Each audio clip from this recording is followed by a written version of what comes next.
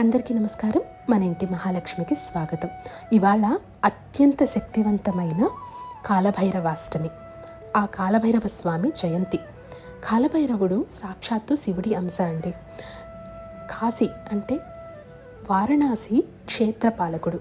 మనకు కాశీ విశ్వనాథుని దర్శనం కావాలంటే కాలభైరవ స్వామి అనుజ్ఞ లేనిదే జరగదట.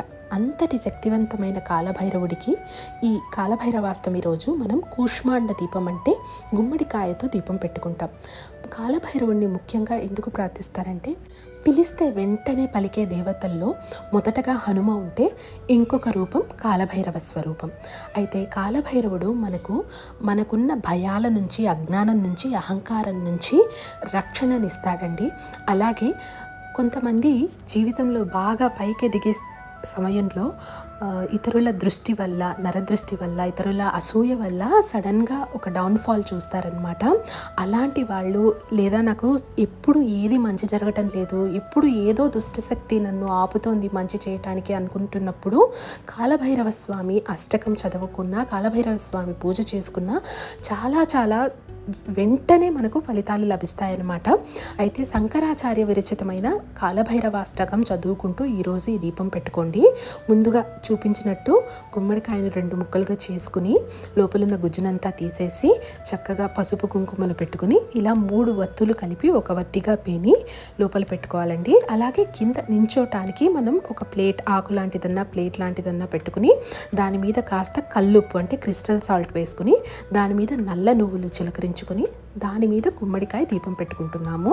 అలాగే 4 వైపులో బొట్లు పెట్టుకున్నాను కాబట్టి ఆ బొట్లు చుట్టూరా కూడా కొంచెం నల్ల నువ్వులు పెట్టుకున్నానండి.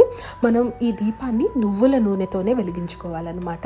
మీరు వీలైతే ఆవు నేతితో కూడా వెలిగించుకోవచ్చు, కానీ నువ్వుల నూనెతోనే వెలిగించడం శ్రేష్టం అండి. ఇది ఒక విధంగా మన ఇంట్లో ఉన్న నెగటివిటీని, అంటే ఏదైనా చెడు దృష్టి ఉన్నా, నరదృష్టి ఉన్నా, మనకున్న ఎలాంటి ఆరోగ్య సమస్యలు కూడా, అంటే మనకు జీవితంలో ఇంకా నేను పైకి ఎదగలేనేమో, ఇంకా నా జీవితం ఇంతేనేమో అని నిరాశలో ఉన్న వాళ్ళకు కూడా ఆ డిప్రెషన్ని, ఆ భయాన్ని, ఆ బాధని పోగొట్టి జీవితాన్ని ముందుకు తీసుకెళ్తుందండి. అంతటి శక్తివంతమైనది కాలభైరవ స్వామి పూజ. రోజు కాలభైరవాష్టకం చదువుకోవటానికి వీలైనా కూడా చదువుకోండి, లేదా కాలభైరవుడికి 108 నామాలతో అష్టోత్తరం చదువుకున్నా కూడా సరే. ప్రతి సోమవారం కాలభైరవాష్టకం చదువుకోవటం, కాలభైరవుడికి నమస్కారం చేసుకోవటం వల్ల మనకున్న భయాలు, బాధలు, ఆందోళనలు, అలాగే ఏవైనా ఆరోగ్య సమస్యలు, నరదృష్టి ఇలాంటివన్నీ పోగొట్టి మన జీవితాన్ని ఒక చక్కటి దారిలో పెడతాడండి కాలభైరవ స్వామి. అలాగే మనకు వీలైతే కనుక ఈరోజు కుక్కలకి కూడా ఆహారం పెట్టడం చాలా మంచిది.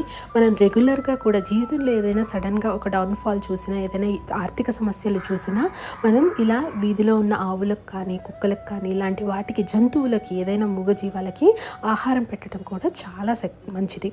అలాగే ఈరోజు అనఘాష్టమి కూడా అండి. ఒకవేళ మనకి దత్త చరిత్ర చదువుకునే అలవాటు ఉంటే ఇవాల్టి నుంచి మొదలుపెట్టి నెక్స్ట్ గురువారానికి మనం కంప్లీట్ చేసుకుని పూజ చేసుకోవచ్చు. అలా ఈ దీపం దేవుడి దగ్గర పెట్టుకున్న తర్వాత ఇలా ఇంటి ముందు చెరువు వైపు పెట్టుకోవాలండి. ఇలా పెట్టుకుని మనస్ఫూర్తిగా స్వామిని నమస్కరించుకుంటే అంతా మంచి జరుగుతుంది. శ్రీమాత్రే నమః.